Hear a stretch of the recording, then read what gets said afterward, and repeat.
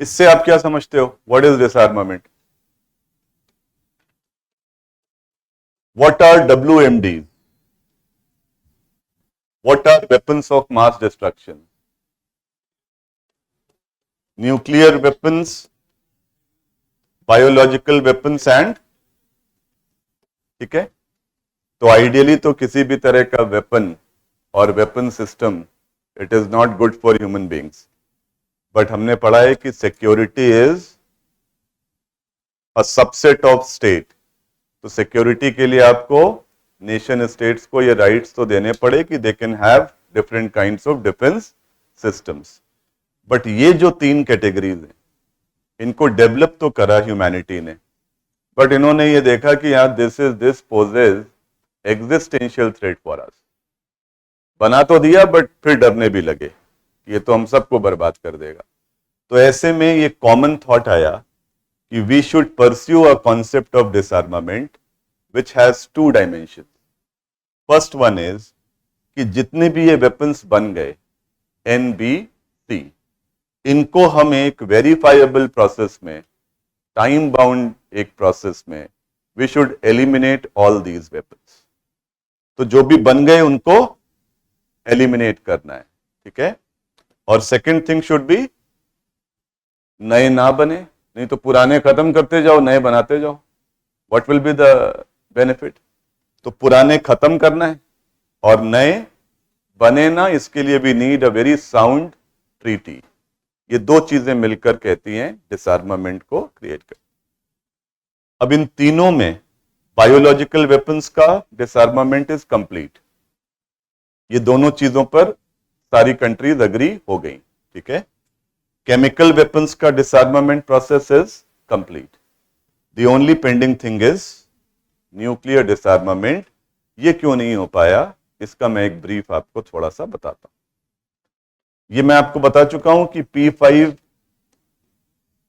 है ना, ये एक अलग पॉलिटिकल सेबोटाज चल रहा था सिंस 1945। क्रिएशन ऑफ यूएन को क्रिएट करने वाले कौन थे? मेन पावर्स, जो सेकेंड वर्ल्ड वॉर का विनिंग साइड था। तो उन्होंने अपने को क्लासिफाई किया as permanent 5 in security council. They became permanent countries, ठीक है। अब इन P5 में एक अग्रीमेंट था, अनरिटन अग्रीमेंट, कि हम लोग न्यूक्लियर पावर भी बनेंगे और अपने अपने रीजन्स को पॉलिटिकली गाइड करेंगे। We will be the controlling authority in our respective reason.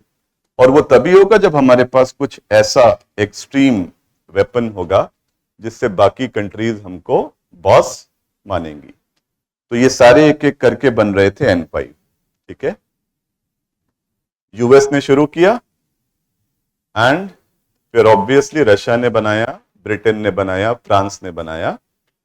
China became nuclear power in 1964। अब जब ये हो गया तो द ग्रुप इज क्लोज्ड। अब कोई न्यू एंट्रेंट इस एक्सक्लूसिव न्यूक्लियर लॉबी में नहीं आ सकता। तो then they proposed NPT in 1968, Non-Proliferation Treaty, which is basically based on one important ground कि no new nuclear capable country should take birth, ठीक है। तो 68 में जब NPT आई तो India was the only major country who opposed this treaty, and so far we are successful in blocking this treaty. ये globally अभी अगर बाइंडिंग ट्रीटी नहीं है तो the main deterrence is India. हमने इसको रोक कर रखा हुआ है।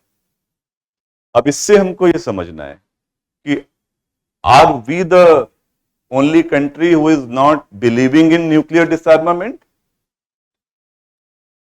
The country of Gandhi and Buddha, it's a non believer of nuclear disarmament. ये डाइजेस्ट होता है आपको? हम न्यूक्लियर डिसआर्मामेंट चाहते हैं, बट जो स्पिरिट है उसके रेफरेंस में both the dimensions should be equally fulfilled. NPT जब आप पढ़ोगे later on you will come to know कि इसमें सिर्फ नई न्यूक्लियर वेपन कंट्रीज को कैसे हम ब्लॉक करें, उस पर तो बहुत स्ट्रांग डिक्टेट है, बट जो बनाकर बैठे हुए हैं उनके वेपन्स को कैसे हम डिसमेंटल करेंगे, ये डायमेंशन इसमें बहुत वीक है. It is impossible to perform that task. ऐसे में इंडिया opposes दिस डिस्क्रिमिनेशन. हमें दोनों डायमेंशन स्ट्रांग चाहिए, इसलिए हमको एनपीटी को अपोज करना पड़ता है. कुछ भी हो, nuclear डिसआर्मामेंट is still a pending issue और ये हमारी फॉरेन पॉलिसी में एक टॉप प्रायोरिटी रखता है. ये भी एक इशू बार बार हमको आगे दिखेगा. For more informative content, like, share and subscribe, and do not forget to press the bell icon to get the notifications.